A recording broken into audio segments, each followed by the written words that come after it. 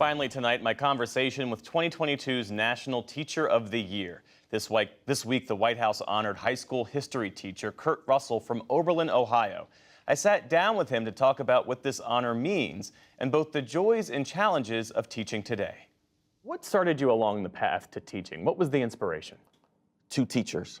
My kindergarten teacher, Miss Francine Toss, a middle-aged white woman who just gave me this passion for learning. Her classroom was always filled with love and joy, and she introduced authors from marginalized groups, women authors and Black authors, and I just fell in love with just the process of learning.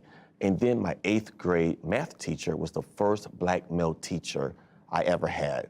His name was Mr. Larry Thomas, and he just gave me representation. How have you kept your students inspired? Just trying to make sure that their social emotional needs are being fulfilled. Just emailing them, talking to them, seeing them in the streets. I work in the same school district where I graduated from, and so I live in the community, and so I see them in the grocery stores, I see them at the park, and just trying to make that human connection with them. What more do teachers need in order to feel fully supported in the classroom? You know what, that's a great question. I think we need just to feel respected.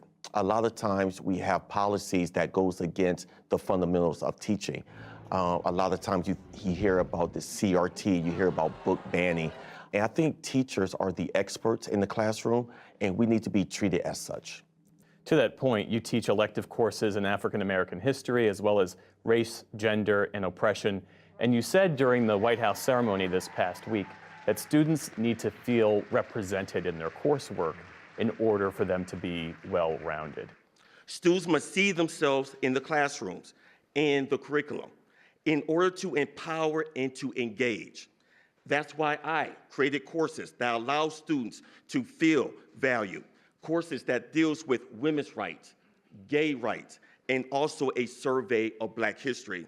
It's important that my students see themselves as I see them, with unlimited potential and full of gifts. What do you make of the effort in your state and across the country to really stifle what students are taught when it comes to identity, sexuality, and race? It's always been my position to make sure that students have this holistic approach to learning. I do not see my children necessarily as students. I see my children as firefighters, police officers, future teachers, doctors, lawyers, whatever the case may be.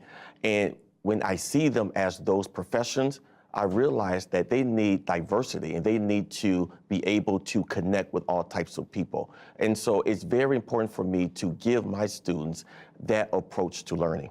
Do teachers, do your colleagues, do you feel as if you've been targeted by the culture wars at all? From my experience, no.